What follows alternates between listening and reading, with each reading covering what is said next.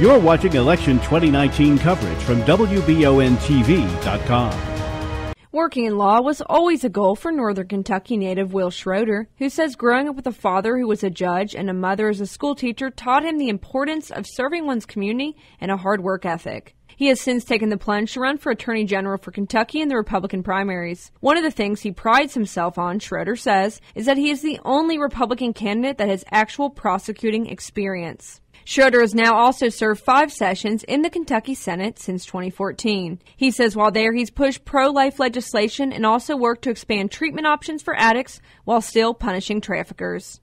Schroder says he believes there's a disconnect with the current office of Attorney General and the people working the front lines. He says these should not be separate offices and there needs to be an open dialogue for all to work together.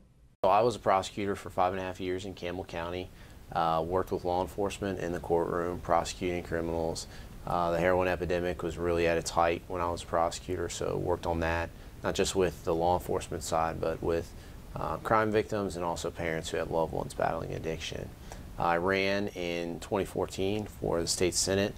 There's an open seat and been in the Senate for 5 sessions, represented Campbell, Pendleton, and Bracken counties in the Kentucky State Senate. I went to UK for undergrad and was secondary English education was my focus. Thought I might be a teacher, wasn't really sure. Decided to go to law school. Get law school, I ran for Student Bar Association president, got to start experiencing politics while in law school through that.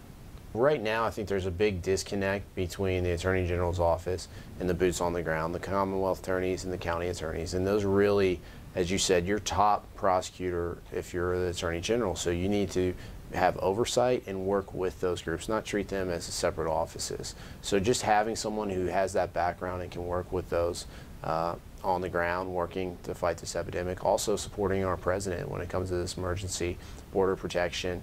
The drugs are coming in. The meth is a huge problem in Kentucky. There was over 30,000 meth cases last year, and a lot of the meth is coming from Mexican drug cartels coming across the border.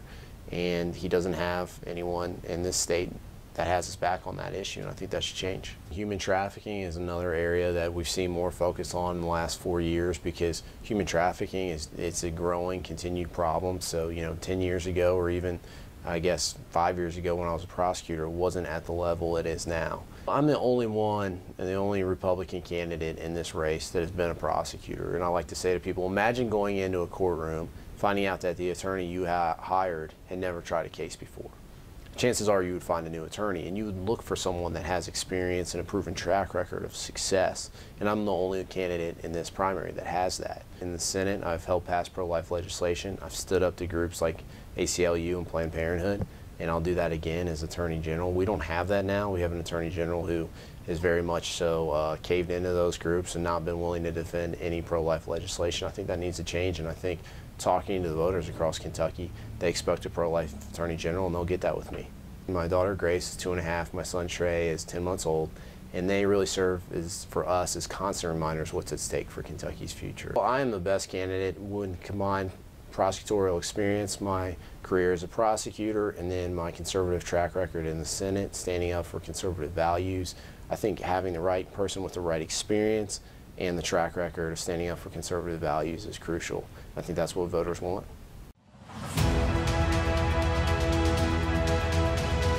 You're watching Election 2019 coverage from WBONTV.com.